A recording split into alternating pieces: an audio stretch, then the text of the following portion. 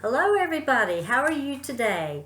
This is Carin Jane Casey on the podcast Turn to God with Carin. And today we have a special. We are going to talk about something that is very important to many of us, elder abuse. And I have with me William Lightfoot, and he is with Lightfoot Consulting Associates, and he consults regarding elder abuse and domestic violence. So I have a whole boatload of questions for you today. Welcome to our show. Thank you for having me. Oh, you're welcome. Well, first of all, we need to know what is elder abuse. Could you give us the definition for it? Elder abuse is a general term meaning the mistreatment or exploitation of a person 60 or older. 60 or over. Wow. Now, some state that there are some places where they start at 65, but And how widespread is this abuse? I imagine it's increased because of the pandemic, right? it has to a point. There are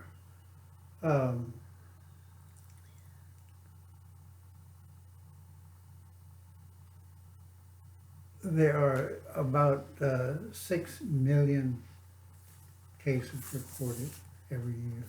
6 of million. abuse. Mm. So, and why does it happen? I mean, I imagine there's lots of reasons, but why does elder abuse happen? Elder abuse happens, number one, a person uses the abuse to maintain control over a senior.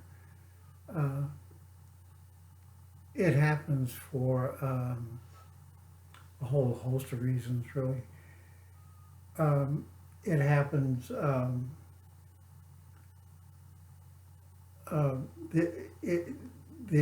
the exercise of that power and control dynamic to get a senior to do things that they want them to do. So, somehow to their advantage. Right. It could be that the person who commits the abuse has a drug problem, has an alcohol problem, and I don't want to make that as an excuse, but because it's not. They may have a history of some kind of antisocial behavior. Okay. So then they have this elderly person that's relatively defenseless, and Right. they take it out on them. They may have mental issues of their own that force, not force them, but cause them to be abusive. And it could be a case of domestic violence in later life. Oh, okay. Yeah, like husband and wife, Yeah. or So intimate partners. there are a whole host of reasons why a person abuses, but mainly it's that control dynamic. So what are the different forms of elder abuse? There's physical abuse, there is sexual assault, there's emotional abuse,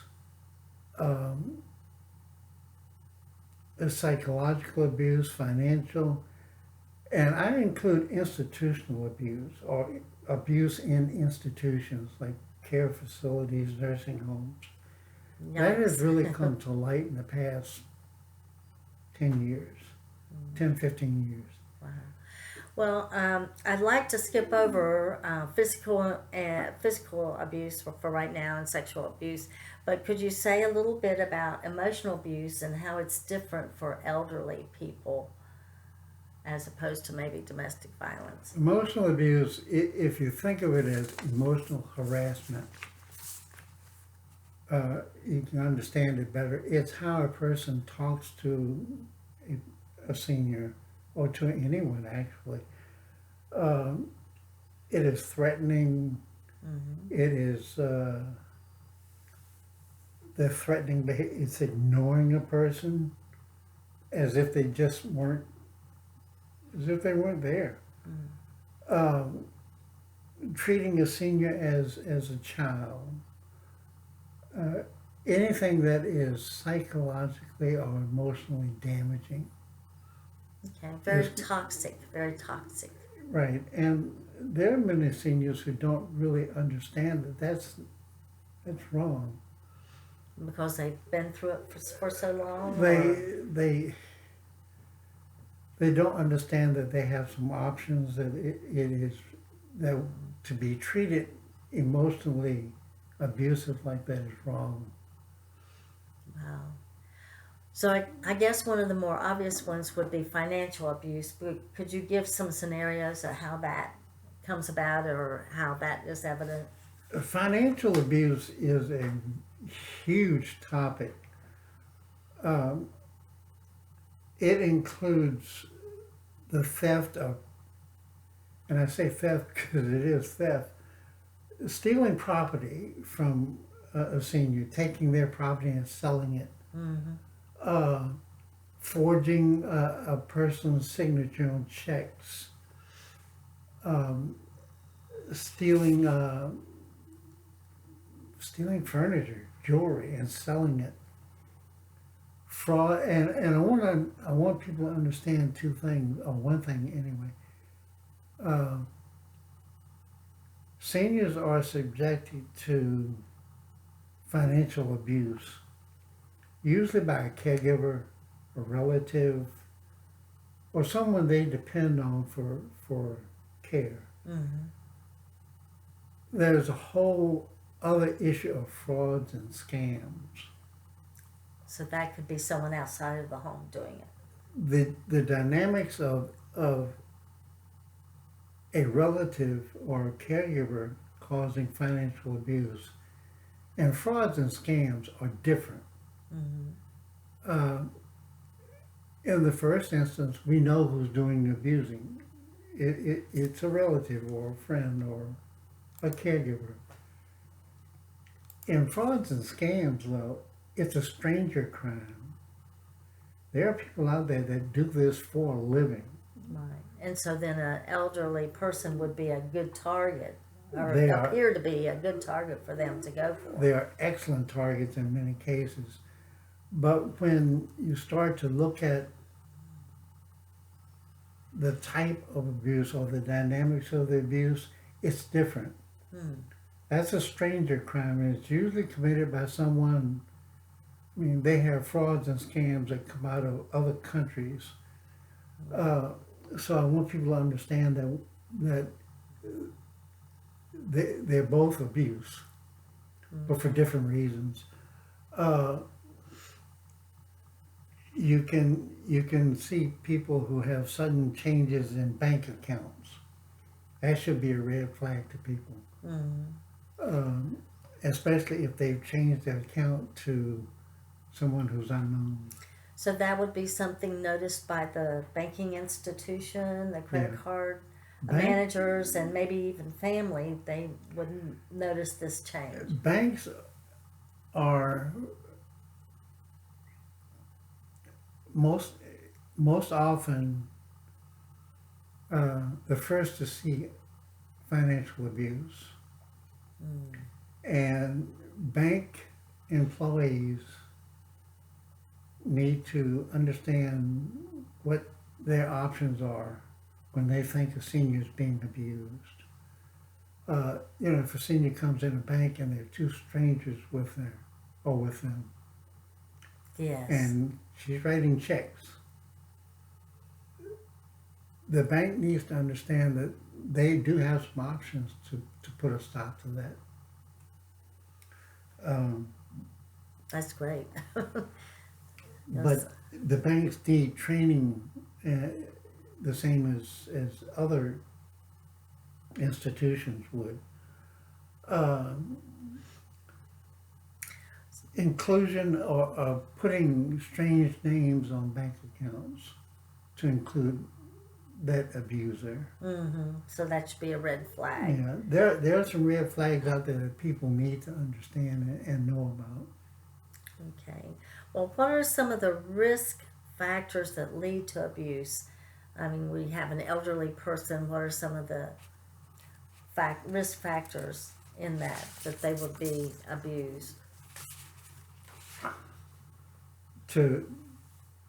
As a victim, to become a victim,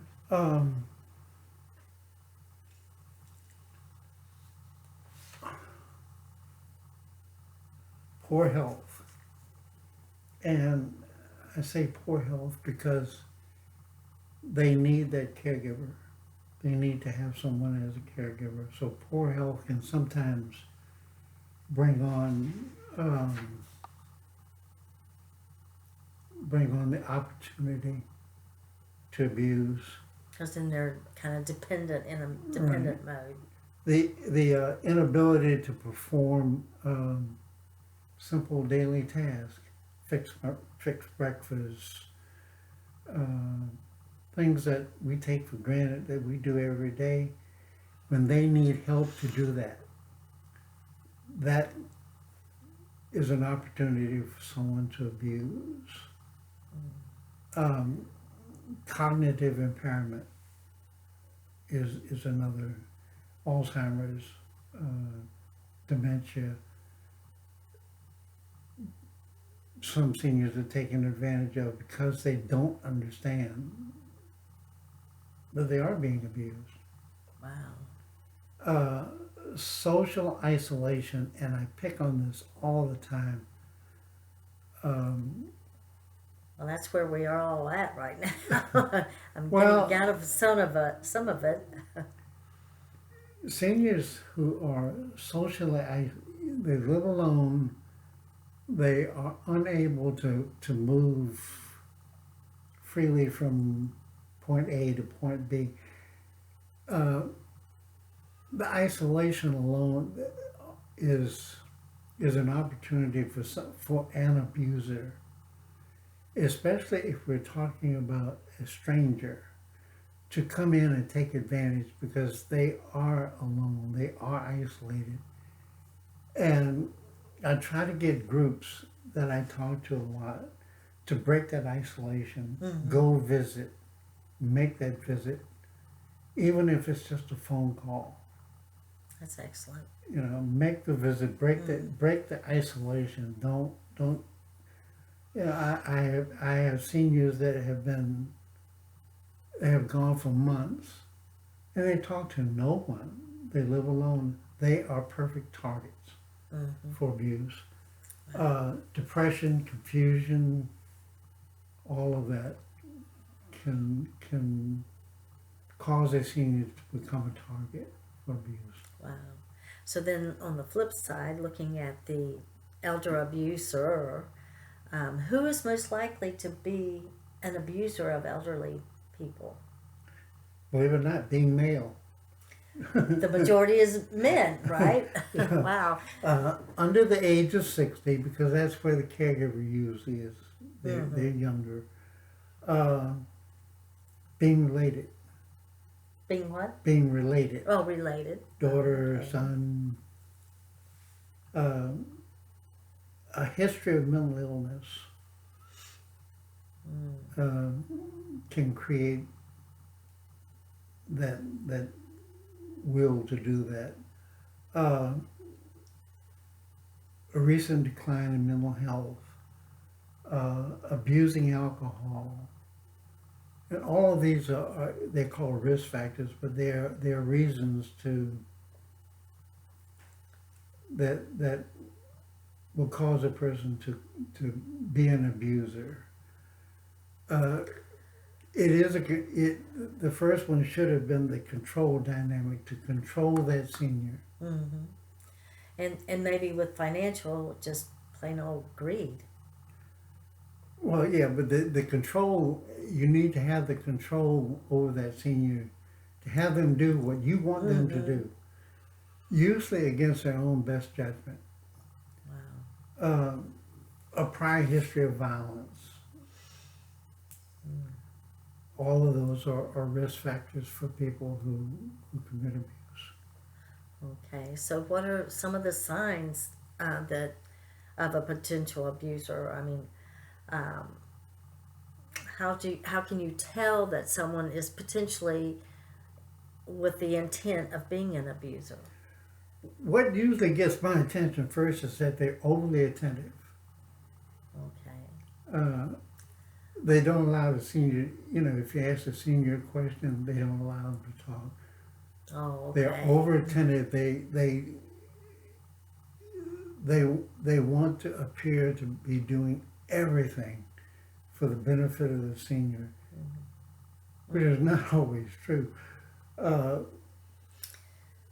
control the victim's every action. Wow.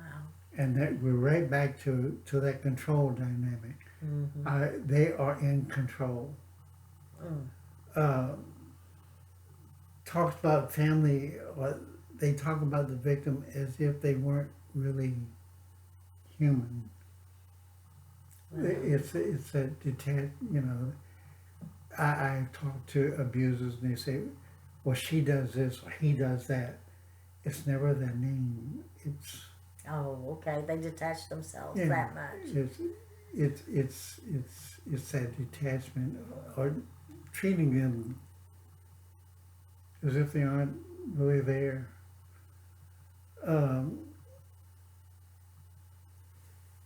Attempts to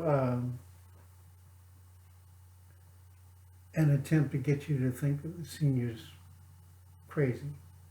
Well, she's crazy, or he's crazy. Oh, gaslighting. Yeah. Or he's difficult, and I hear that a lot. Well, he's just so difficult to take care of. That's an excuse. He's clumsy. She's clumsy. Oh, that would explain bruises, I guess, and injuries.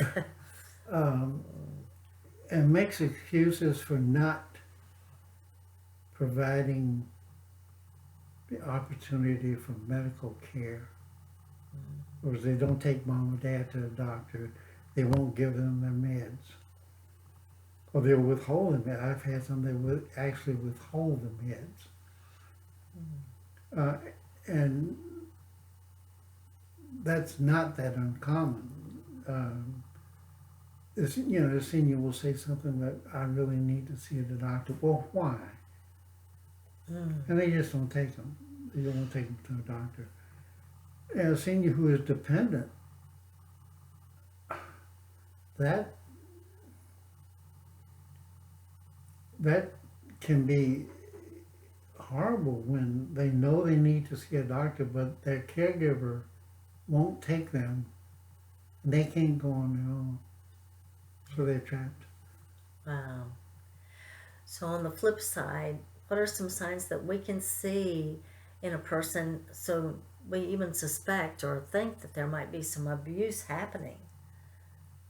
Like we see an elderly person, what are some of the signs that we might suspect that abuse is happening? Depression, afraid to talk, afraid to discuss their family life or their life in general. Very leery of saying something that will upset their caregiver. It's generally fear. You look for that fear in a senior to discuss anything about that caregiver. Wow. And then many times there are bruises, marks. Afraid to express their needs, I guess. Yeah. Wow. And if you know the senior well enough, you'll know that that's not normal for them. Well, I know we didn't get very far with this, but I hope that it whet the interest of the audience and they will contact you and to get more information and to have consultation about it. If they have a seniors group and they want to have a presentation for their group, their seniors group, I'll be glad. There is a presentation available. Okay. Is there anything specific you'd like to tell the audience now that we haven't covered? Learn all you can about abuse and the dynamics and the signs of abuse. The more you know, the more you'll be able to pick up and stop the abuse itself. That's right. Knowledge is so important. Well, I appreciate you coming on the show, and I want to share your contact information with everyone. And I have some elder abuse hotline numbers. I don't know. I will have them in a write-up with the podcast. The elder abuse hotline number is 888-832-3858. Report elder abuse report elder fraud 833-372-8311. And then the National Center on Elder Abuse is 855-500-3537. Can I have one more number? And I don't have the number with me, but the Federal Trade Commission. Oh, If you get their contact number, they have been doing a lot with stranger fraud or frauds and scams. oh, that's wonderful to So know. if you want information or you need information on frauds and scams, no matter what country they're coming from, the Federal Trade Commission has a whole host of information. How about that? So add that to your list, and you can contact Mr. Lightfoot at Lightfoot Consulting Associates. That's in Richmond. His email is lightfootwh976@gmail.com, and his phone number, he's allowed me to give it, 800, not 800, 804-986-4631. Now, if I'm unable to answer, just leave me a message and tell me who you are and why you call, and I'll call you back.